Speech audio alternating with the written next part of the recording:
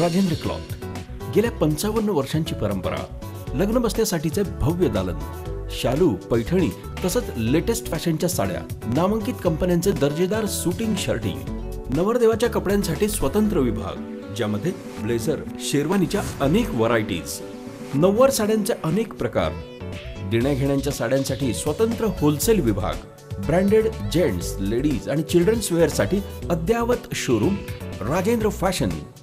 शिवाय घराच्या सजावटीसाठी फर्निशिंगचा स्वतंत्र विभाग Rajendra cloth store, main road, Sangamner.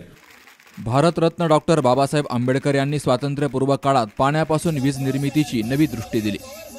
त्यांनी उपेक्षित वर्गामध्ये आत्मविश्वास निर्माण केला असून त्यांनी दिलेला राज्यघटनेचा आणि समतेचा विचार टिकवण्यासाठी लढा सुरू असल्याचं प्रतिपादन राष्ट्रवादीचे राष्ट्रीय अध्यक्ष ज्येष्ठ नेते खासदार शरद पवार यांनी केलंय. संगमनेर तालुक्यातील आश्वी बुद्रुक या ठिकाणी रिपब्लिकन नेते बाळासाहेब गायकवाड यांचा अभिष्टचिंतन सोहळा आणि शेतकरी मेळाव्यात ते बोलत होते. या कार्यक्रमाला काँग्रेस विधिमंडळ पक्षाचे नेते आमदार बाळासाहेब थोरात, माजी आमदार डॉक्टर सुधीर तांबे, आमदार प्राजक्त तनपुरे, आमदार सत्यजित तांबे, माजी आमदार प्रकाश गजभिये, ज्येष्ठ नेते रावसाहेब म्हस्के, राष्ट्रवादीचे जिल्हाध्यक्ष राजेंद्र फाळके, अरुण कडू पाटील, दुर्गाताई तांबे, रणजितसिंह देशमुख, अशोकराव गायकवाड, वैशालीताई गायकवाड, सरपंच नामदेव शिंदे, विजय हिंगे यांसह पदाधिकाऱ्यांची हजेरी होती. खासदार शरद पवार यांनी अनेकांना मोठी पदं दिली, मात्र ते पळून गेले. असं असूनही पवार साहेब भक्कमपणे उभे आहेत. 83 वर्षांचा योद्धा लढतो आहे असं मनोगत सत्कारमूर्ती बाळासाहेब गायकवाड यांनी व्यक्त केलंय. आश्वीमध्ये काम करताना अनेक अडचणी आल्यात, मात्र आपण तेवढ्याच ताकदीनं उभा आहोत अशी ग्वाही युवा नेते विजय हिंगे यांनी दिली. विठ्ठल मणियार साहेबांचं पुस्तक आहे, पवार साहेबांच्या जीवनावरच. एवढं मोठं कार्य आहे हिमालयासारखं. आज इंडिया आघाडी उभी राहिली त्यांच्यामुळे उभी राहिली. आज हे काय घडलं ते त्यांच्यामुळे घडलं. तुम्ही बारामतीमध्ये जाऊन शिक्षण संस्था पहा, काय आदर्श संस्था आहे साहेब. तुमचं आणि आमचं एक वेगळं नातं आहे. आमच्या गावात आणि काठेवाडीमध्ये आपलं मातंग गारुडी समाज, काठेवाडीच्या 10-15 मुली आमच्या गावात दिले आणि आमच्या गावच्या 10-15 मुली काठेवाडीत दिले, म्हणून हे आपले स्वैर संबंध आहे साहेब. गावचा संबंध आनंदच वाटणार. आज बघा या माता भगिनी आमच्या गरीब आहे, आमचा मातंग गारुडी समाज गरीब आहे साहेब आमचा. हे सुद्धा पण तो तुम्ही येणार, तुम्ही आले ते रस्त्याने बघा सडे टाकले, रांगोळी घातलेला आहे. माहेरचा माणूस घरी आल्यानंतर किती आनंद होतो. त्याचं कारण काय? काठेवाडीतील मातंग गारुडी समाजाच्या घरी जर गेलो आपण बाळासाहेब, तो 2-2 मजली माडे आहेत. घरकुलातून वंदनी पवार साहेबांनी 2-2 मजली वाड्या बांधून दिलेल्या आहे. ते समोरचं घर सुद्धा मातंग गारुडी समाजाचं आहे आणि त्याची सुद्धा 2 मजली माडी आहे. ती बाळासाहेबांच्या नेतृत्वाखाली इथं सुद्धा तेच काम चालू आहे. माझ्या वडिलांनी, ते स्वतंत्र सैनिक होते, त्यांनी देहदान केलं. माझ्या वडिलांनी देहदान केलं आणि आज तुम्ही माझ्या 61 येऊन माझ्यावर डोंगरा एवढे उपकार केले आणि याचं नियोजन बाळासाहेबांनी करून त्यांनी माझ्यावर कायम स्वरूपी उपकार केले. सगळे दरवाजे बंद केले, दोर कापून टाकला. आता मी कुठंच जाऊ शकलो.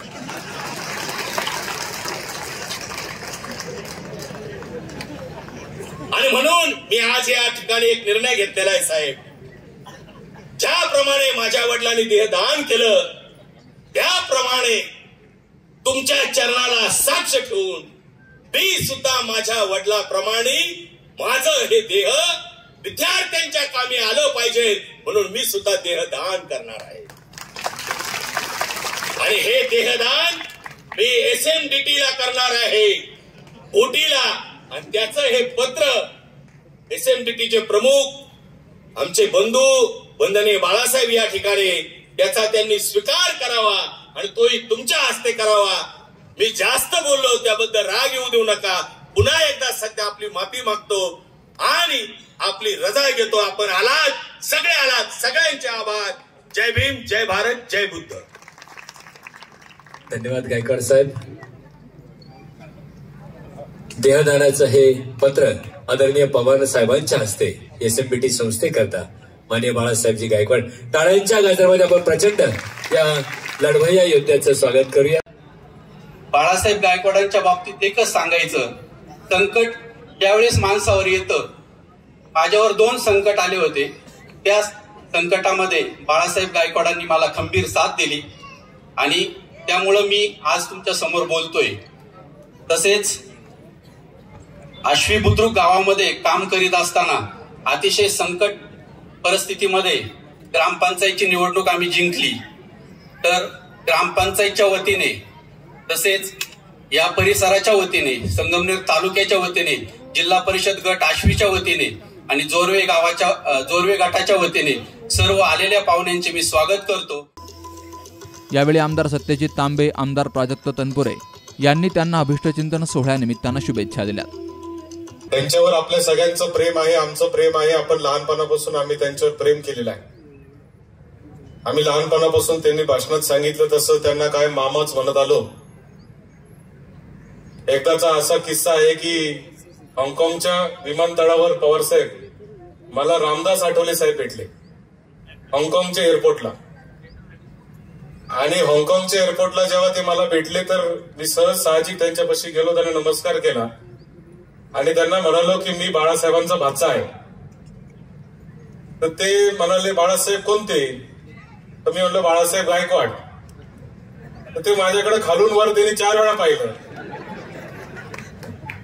आणि मग मी त्यांना सांगितलं की बाळासाहेब गायकवाड हे आमचे मामा आहेत आणि त्या पद्धतीचं नातं हे आजपर्यंत आम्ही सगळ्यांनी त्यांच्या बरोबर जपलेलं आहे.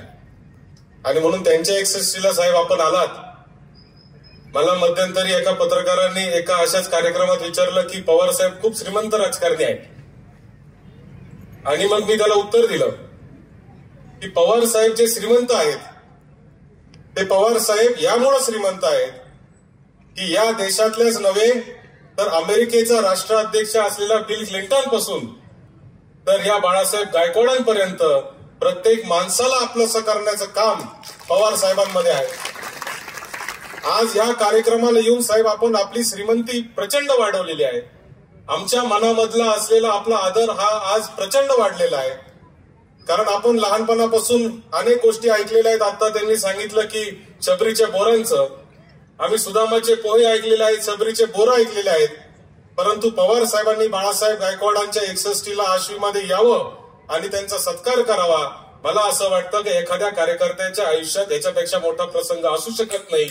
जसं आपण या तालुक्यात थोरात साहेबांच्या पाठीमागं खंबीरपणे उभं राहिलात.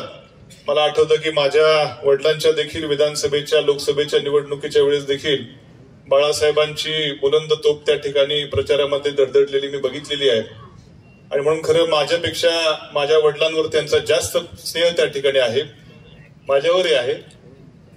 माझ्या वडिलांनी देखील सांगितलं की आवर्जून आजच्या कार्यक्रमाला उपस्थित राहा. तुम्हाला बाळासाहेब भावी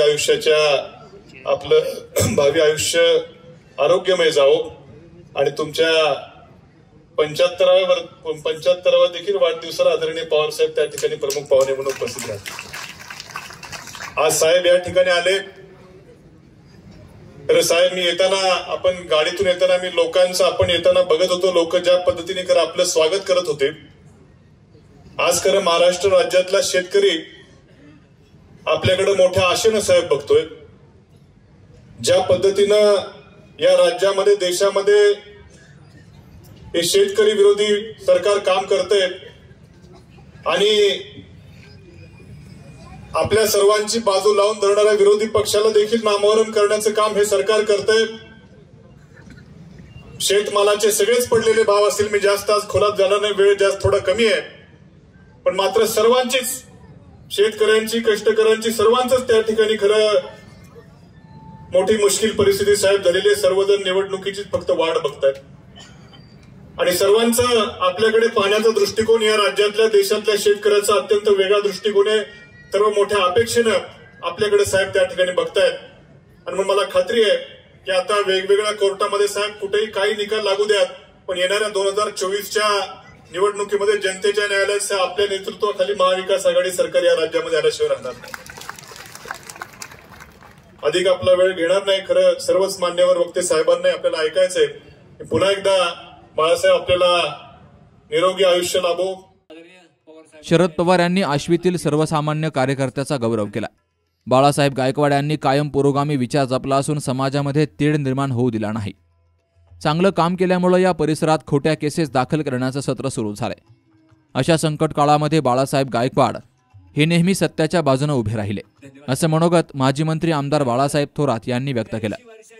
दुधाच्या बाबतीतले काहीतरी प्रचार करण्याकरता त्यावेळेस रावसाहेब पाटलांचा दूध संघ त्यामध्ये काही नवीन प्रॉडक्ट काढलं की त्याची जाहिरात करत असायचे.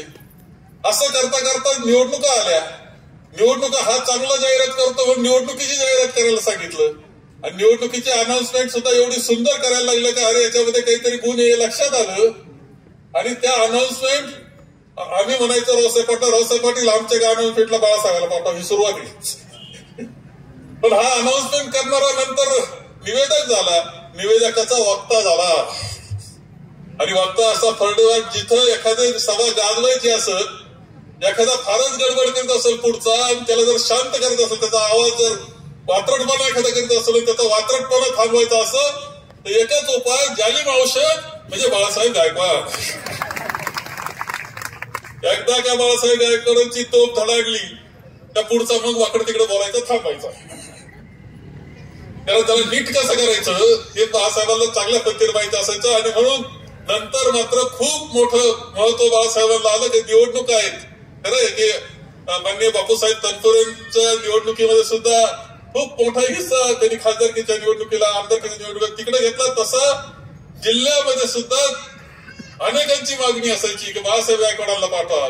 खरं आहे की राजीव राजळेंचा उल्लेख तू केला. राजीव राजळे सुद्धा म्हणत असायचे तो पाठवतो ते बाळासाहेब मामाला पाठवा म्हणायचं. बाळासाहेब मामा म्हणजे मी नाही, बाळासाहेब गायकवाड पाठवा. कारण तो जे भाषण करतो त्यामुळे जरा बरं होतं म्हणायचं.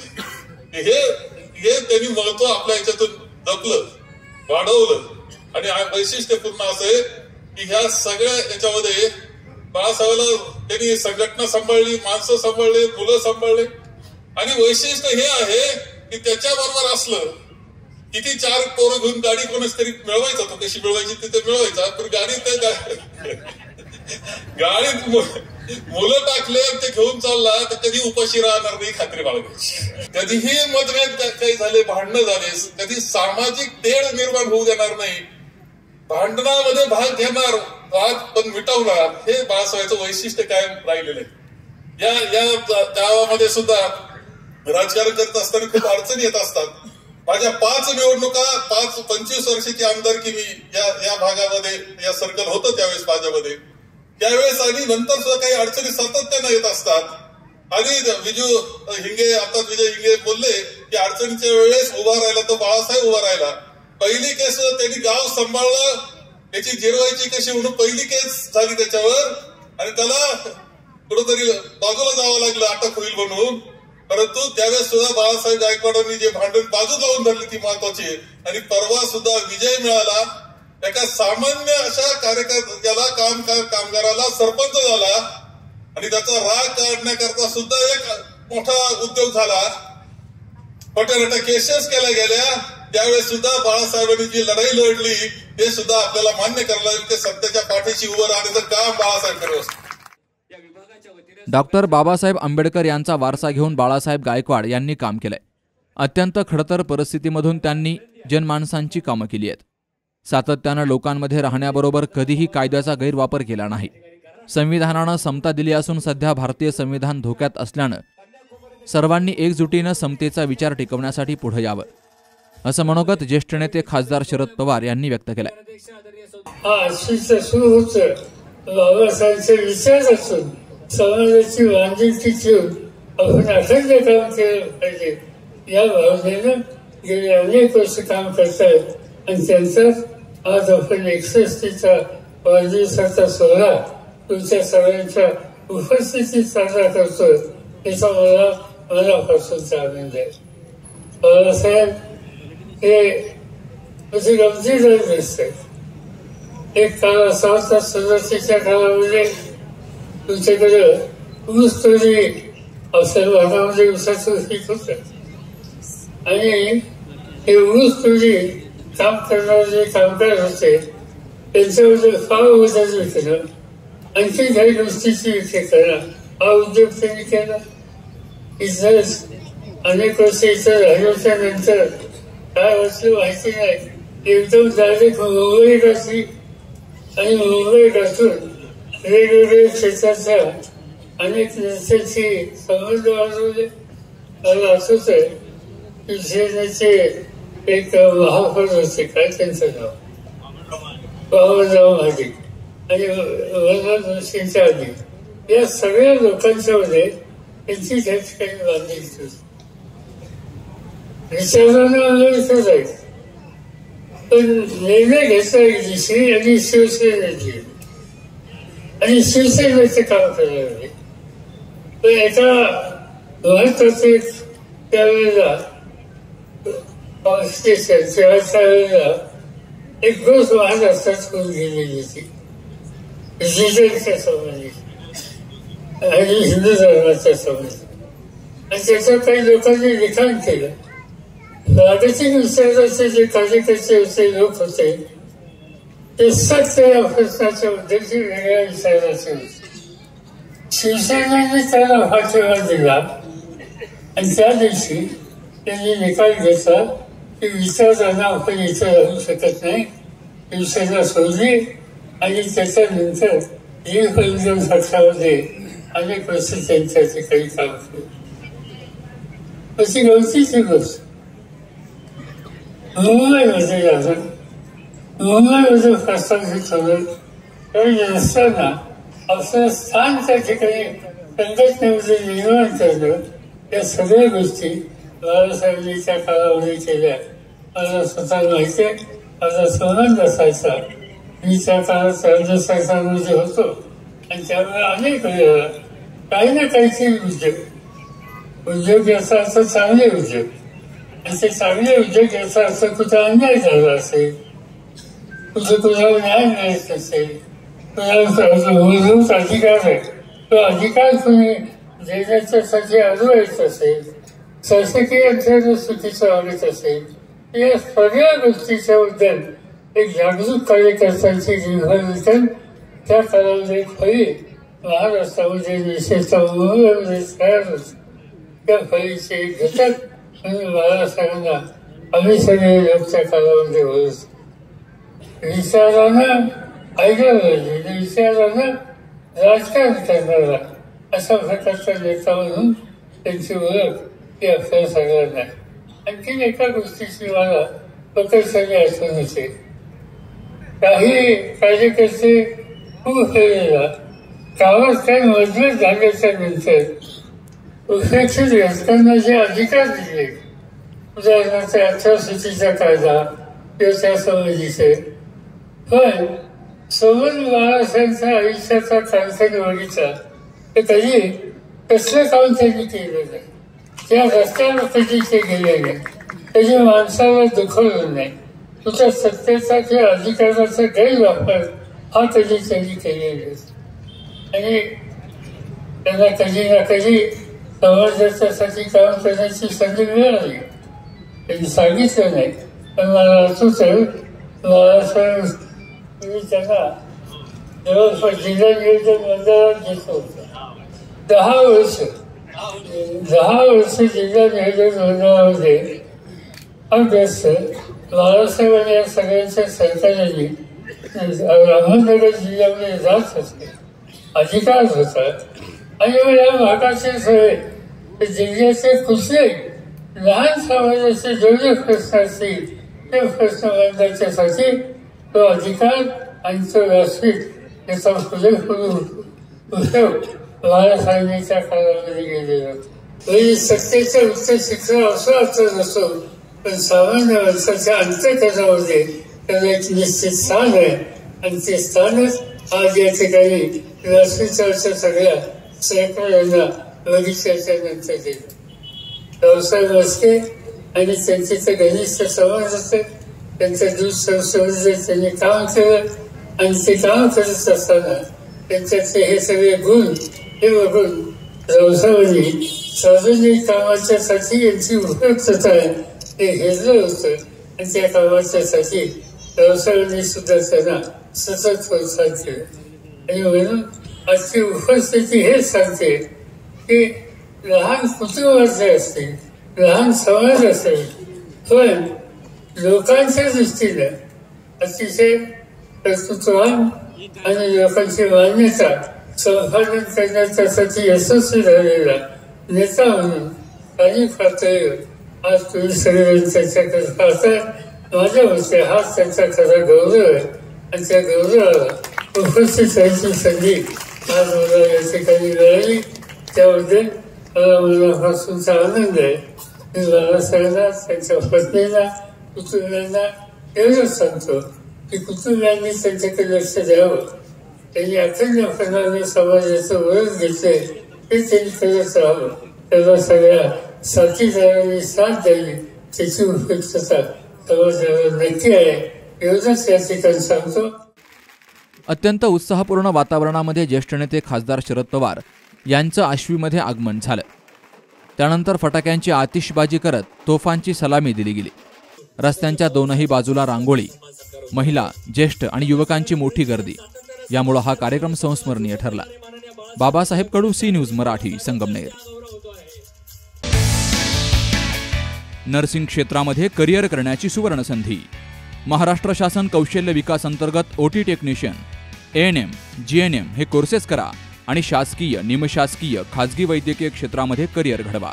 विद्यापीठ मान्यता कोर्सेस, अत्याधुनिक शिक्षण प्रणाली, अनुभवी शिक्षक वर्ग, थेरॉटिकल बरोबरच प्रॅक्टिकल नॉलेजवर भर. तेव्हा आजच आपला प्रवेश निश्चित करा आणि आयुष्याला एक वेगळी दिशा द्या. संपर्क डॉक्टर दीपाली प्रवीण कुमार पानसरे. मोबाईल 84 68 81 64 40.